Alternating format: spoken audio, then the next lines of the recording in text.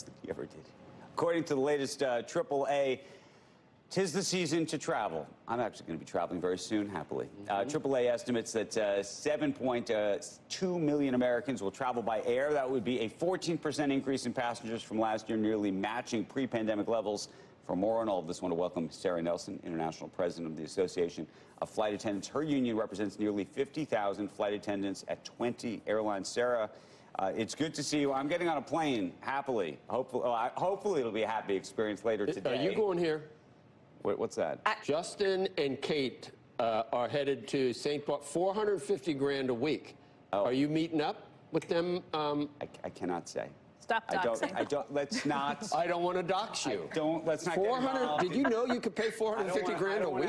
I don't want to out my friends and where we go on vacation. So just. Oh my God, you are going to meet up. Joe, that's not really the holiday spirit there. Come on now. Out in him? No, probably not. But Sara, I guess the better question is, you know, and I'll be on a commercial plane. Just the only one. We like that. We like that, Andrew. You chartered one.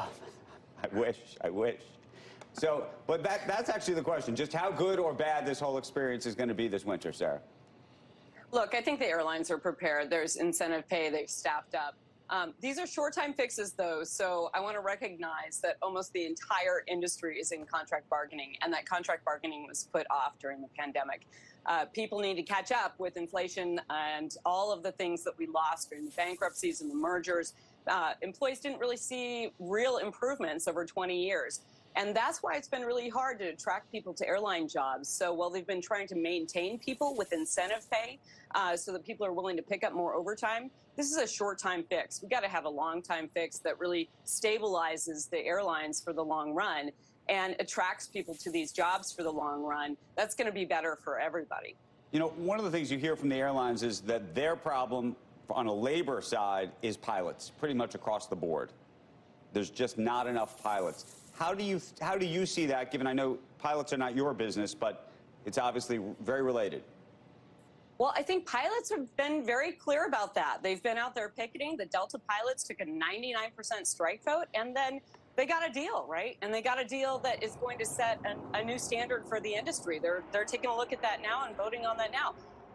But you know, this is something that has to be addressed because these jobs have been chipped away at so that parents are not telling their kids, hey, this is a great job, come do this. It's not just pilots. The issue is it takes a little longer to get pilots into those seats because of all the training required.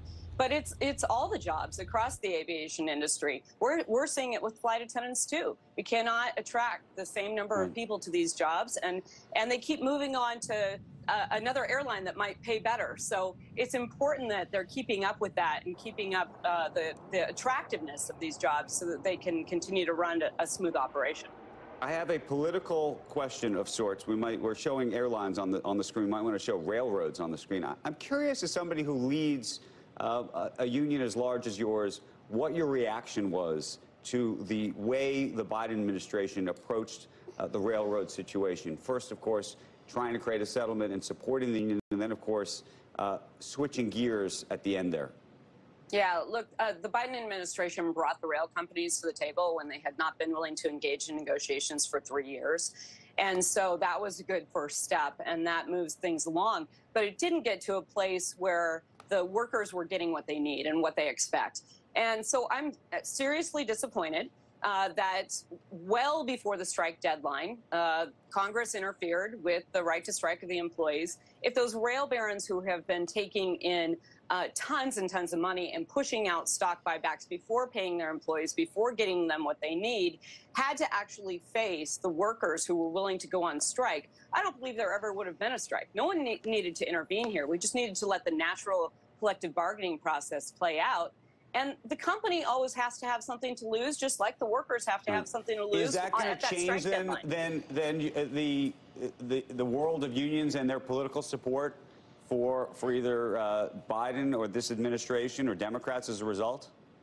I think what's really important is that we demonstrate that we back the workers who are organizing right now. And what the Biden administration has to do right now and Congress has to do right now is to pass funding for the NLRB that is overseeing workers' rights in many of these organizing campaigns like Starbucks, like Amazon.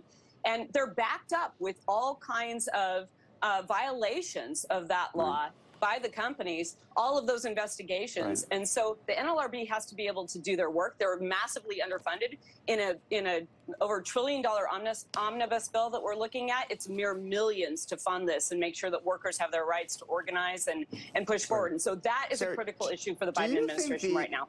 Do you think the NLRB is actually an objective organization? I ask because, and I know you were there, Andy Jassy from Amazon, I'd interviewed him about a week and a half ago at the DealBook Summit, and we were talking about unions, and you know, he's been sued by the NLRB for some of his comments that he's made about his view about working with employees and wanting to work directly, and effectively it said, do you think the NLRB will ever rule against the NLRB? And I thought to myself, well, that actually, there's a lot of truth there.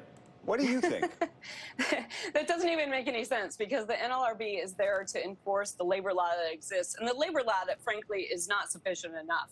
And so they have been violating the law. They've been found in violation of the law. They had to stand out and read from the law and a statement from the NLRB to their employees just last week. And so they have not been following it. And the reason that union busting is illegal is because it works. It works to keep workers from having the free choice to join a union and collectively bargain. And that has led to an uncheck on capitalism, because I think we've got to have that check there so that workers have the ability to exercise some power in the process here. And, you know, I think that shareholders and people out there should be happy to see that union contracts are being reached, because that means that it's going to stabilize a really unstable labor market. And that means there's going to be long-term success. And that means in the long run, shareholders are going to get paid more. And it's the difference between bean counters and visionaries, frankly. So no, here we are. There you go, Jassy. That's what I have to say. We got to leave the conversation there. I want to wish you a very happy holidays, and I look forward to seeing a lot of your colleagues in the air over the next couple of days. Andrew, it's great to talk to you as always. Becky and Joe, everybody have a happy holidays and happy New Year. You too. See you in St. Bart's. I'm going to the Coles. Oh, not the case.